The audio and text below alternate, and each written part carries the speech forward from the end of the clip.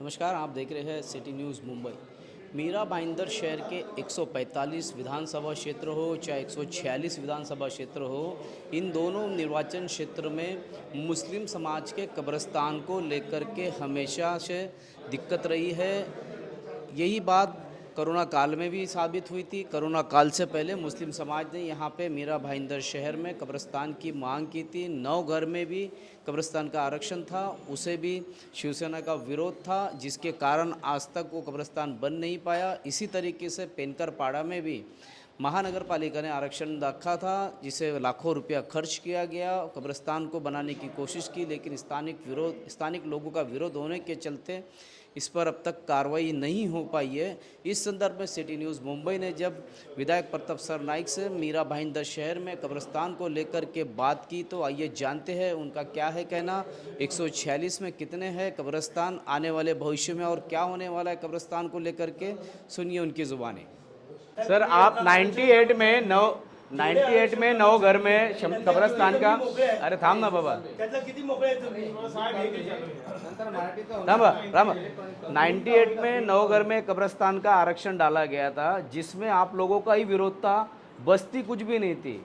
आज बस्ती बनने के बाद उसका विरोध किया। 145 के मुकाबले में मेरा पूरा सर 145 के मुकाबले में 146 में कब्रस्तान सबसे कम। देखिए 146 और 145 का ये सवाल नहीं, मैं आपके मालूमात के लिए बोलता हूँ। नवघर में जहाँ पे आप बात कर रहे थे वो रिजर्वेशन आप बोलते हो, मगर वो सब जो हमारे राज्य के लिए और राष्ट्र के लिए जो स्वतंत्र सेनानी थे उनके ज़मीन के ऊपर वो आरक्षण डाला गया था नवघर के पट्टे में, तभी उन्होंने विरोध किया था। और उसके बाजू में इंदिरा नगर नाम की झोपड़पट्टी भी है और नवघर का गांव भी है। मेरा यही कहना है कि किधर भी आरक्षण डाल के नहीं, अभी डीपी हो रहा है। और हमने जो जगह मेरे कॉन्स्टिट्यूंसी में काशीमीरा में और घोड़बंदर किले के साइड में की है, उसको किसी ने भी विरोध नहीं किया, सब लोग। और वो ज़मीन भी ऐसे नहीं है किसी के, वो ज़मीन भी शासकीय है, गवर्नमेंट की ज़मीन है, ताकि वो कब्रस्तान और स्मशान भूमि की ज़मीन हमको ताबड़तोड़ मिल जाएगी। सर पेनकर पाड़ा में जो मसला चल रहा है, स्थानिक लोगों ने विरोध किया है और वो मुस्लिम समाज के लिए वहाँ पर पालिका ने जो आरक्षण करके रखा है कब्रस्तान को लेकर, उस पर महापालिका ने लाखों रुपए खर्च भी किए हैं वहाँ पर बाउंड्री वगैरह लगाकर।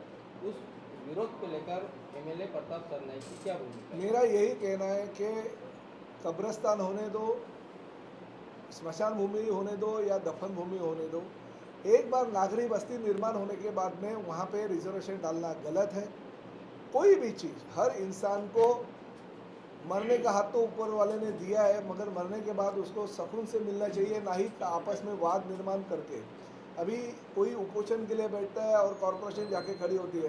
मेरा ऐसा कहना है रिजर्वेशन तो इतने सालों के वैसे पड़ा है, अभी तक डेवलप करके क्यों नहीं ताबे में दे दिया। खाली सब लोग अपना पॉलिटिकल इशू बनाने के लिए और अपनी पॉलिटिकल रोटी सेकने के लिए अगर ऐसे वातावरण शहर के बिगड़ते रहेंगे तो वो गलत है। शहर में भाईचारा होना चाहिए, सभी लोगों को साथ में एक साथ रहना चाहिए। जितनी ज़रूरत कब्रस्तान की है उतनी शमशान भूमि की, और जितनी शमशान भूमि की है उतनी दफन भूमि की है।